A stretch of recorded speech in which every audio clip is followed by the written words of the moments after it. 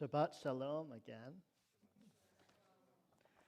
You're welcome to get lost in the words of the prayer book or put it down for just a couple minutes as I share some Torah.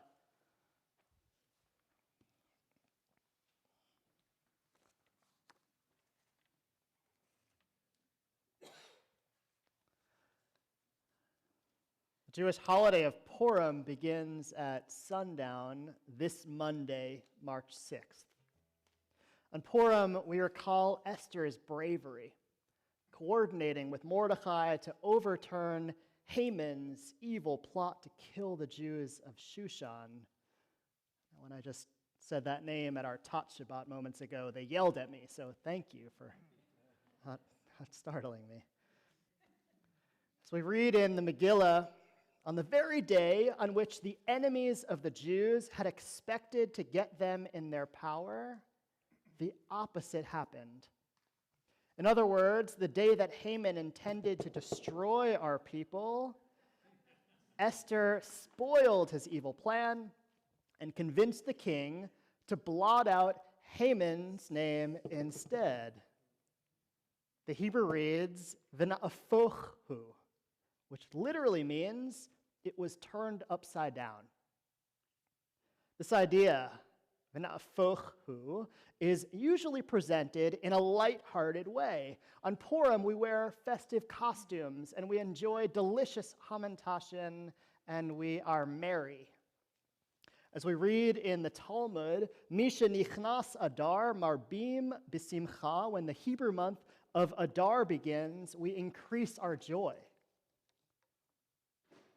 But in reality, we know that feeling of living in an upside-down world is anything but delightful. And recently, that feeling is way too familiar for ourselves, for the broader Jewish community. Collectively, it's been a challenging week for the Jewish people. Last Shabbat, we were warned about the so-called Day of Hate, the possibility of increased levels of organized anti-Semitic activity in the form of flyer distribution or small protests and graffiti, forcing Jewish institutions to review security procedures, to act accordingly. Also this week, I was sickened to hear the news of the Michigan man who recently threatened on social media to kill Jewish members of the state's government, including their attorney general. Just the latest in a series of incidents targeting the Jewish community. Sadly, this is not a new reality for us.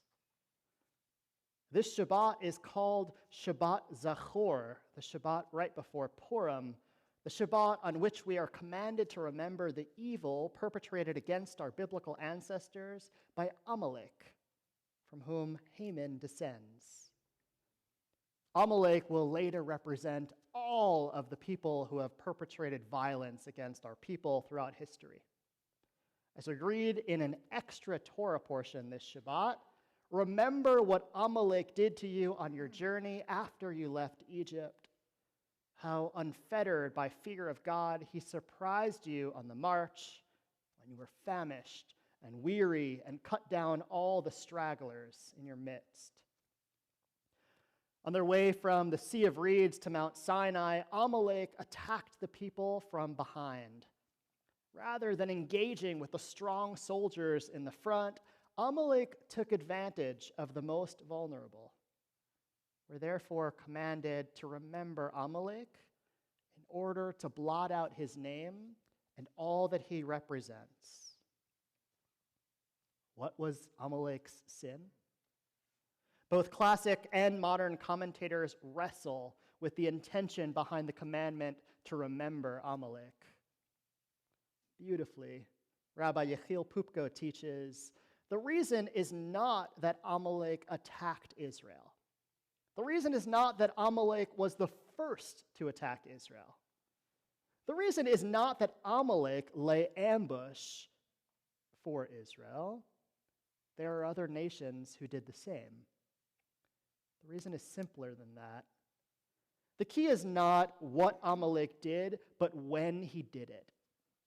Amalek is the only nation that attacks Israel prior to the revelation of God at Sinai, the giving and the receiving of Torah. Amalek is not a strategic, political, or economic enemy of Israel, as Pharaoh and the Egyptians were. Amalek is not an enemy by virtue of ancient international superpower rivalries, as were Babylonia and Syria, Egypt, the Canaanites, and so many others.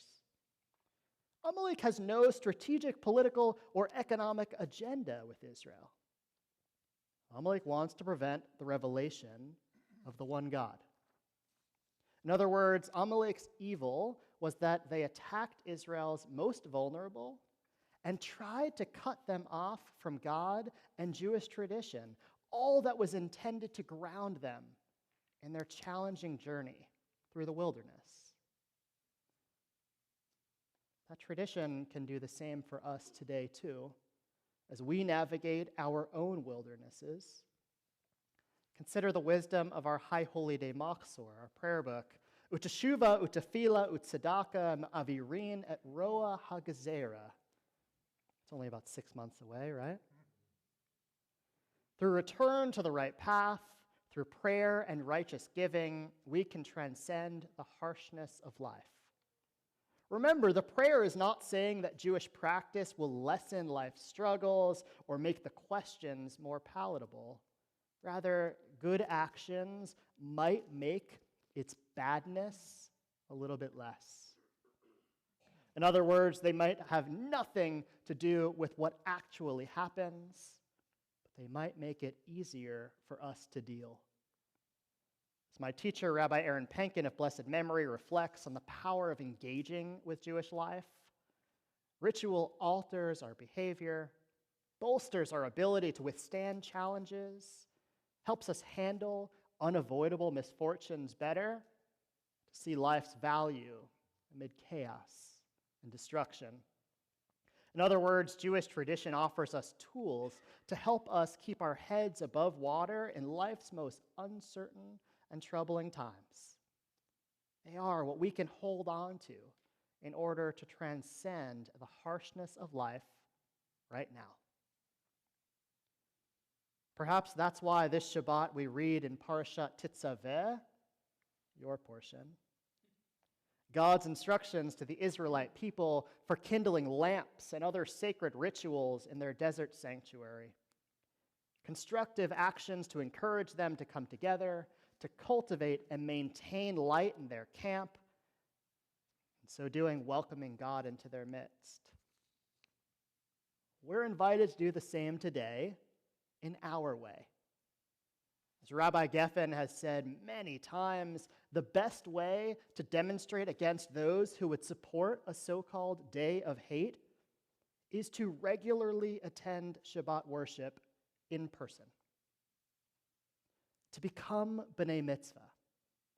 And afterwards, after that service, to find some part of our tradition that you want to continue and hold on to.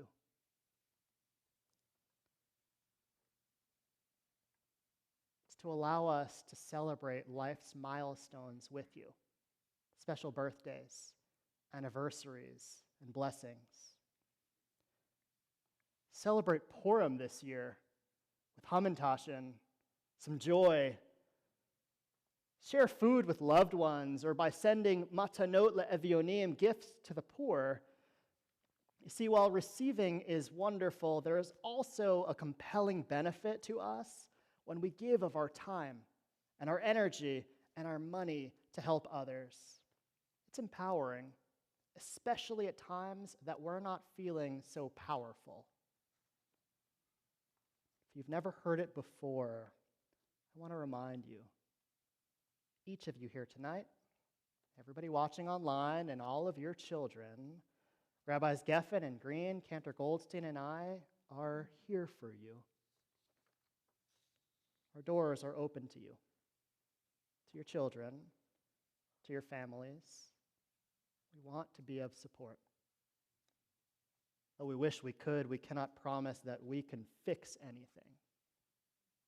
But we do promise that we will listen and do our best to connect you with professionals and supports to help you with whatever struggles you face.